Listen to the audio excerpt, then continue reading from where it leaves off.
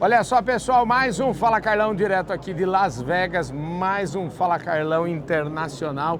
E, gente, eu estou entusiasmado com esse stand aqui da John Deere, porque tem de tudo aqui. A gente já gravou até um programa especial de sábado aqui para mostrar para vocês toda a tecnologia que está aqui nesse cantinho dessa exposição maravilhosa, que é a maior feira de tecnologia do mundo, a CISA Consumer Electronic Show.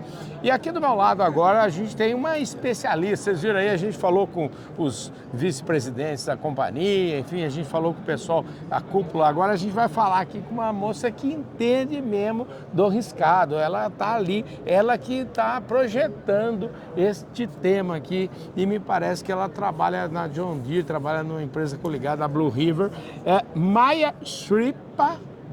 Yes. Just, that's I it. got it perfect. Maya Sripadam, thank you very much for coming here at our program, Maya. Oh, for sure. Thank you so much for stopping by the Deere booth. Yeah. I'm very excited. Tell me about you. What do you study? Yes, so I grew up in the Bay Area in California, and I went to Carnegie Mellon for university. That's out in Pittsburgh, Pennsylvania. When I was at Carnegie Mellon, I studied a degree called Information Systems, which is basically the intersection of business, engineering, and design.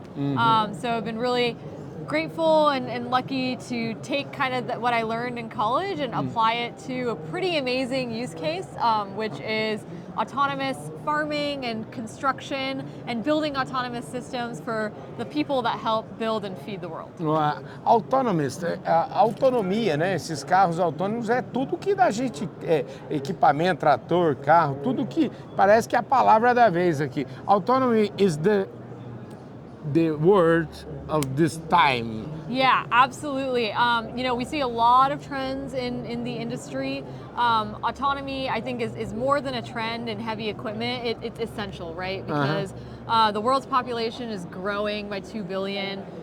Most contractors and farmers struggle to find help, right? We're putting a lot of demands on the food and infrastructure providers, right, in the world, and they need to be able to meet that demand with less, right? And so autonomy helps them do that. It gives them time back and helps them really stretch their resources. Let's try to explain more details about why autonomy is so important in these days. Yeah, absolutely. So, if you think about it, and some of the customers that we've spoken to, your farmers,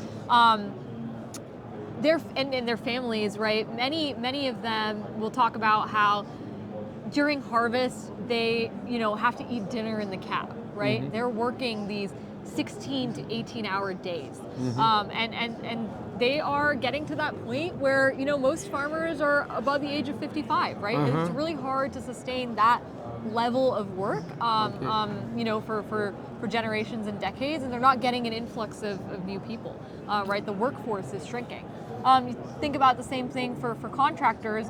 We need to build new homes, right? Like there's a huge 96,000 new homes need to be built to support the world's growing population. 96,000 new homes per day. You can't do that without materials that come from a quarry.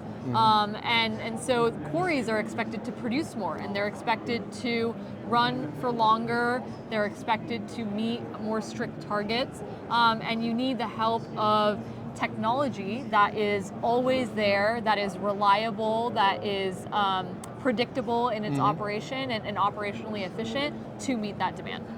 Let me see one last question about the security, because when for the common sense, I have a fear to get a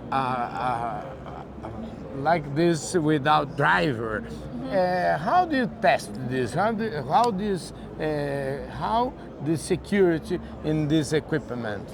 Yeah, it's a great 100%. question. Great question, right? And safety is the number one most important thing for Deere and it should be for any autonomous system. So we take that really seriously. And safety really starts at the vehicle level. And I think that's kind of the power of Deere's robotics and autonomy platform, right? Is we're able to test the vehicle and have redundancy in the actual steering and braking and develop a perception safeguarding system that works on top of that and in conjunction with that. All of our software goes through rigorous field trials, right? And everything is tested and analyzed before it's deployed to the field. So that allows us to provide our customers with updates progressively and over time, but every update always passes a minimum bar for safety. Oh, Maya, thank you very much for coming here. Awesome. Thank you so much for talking to me. Eu conversei aqui com a Maya Sripadam.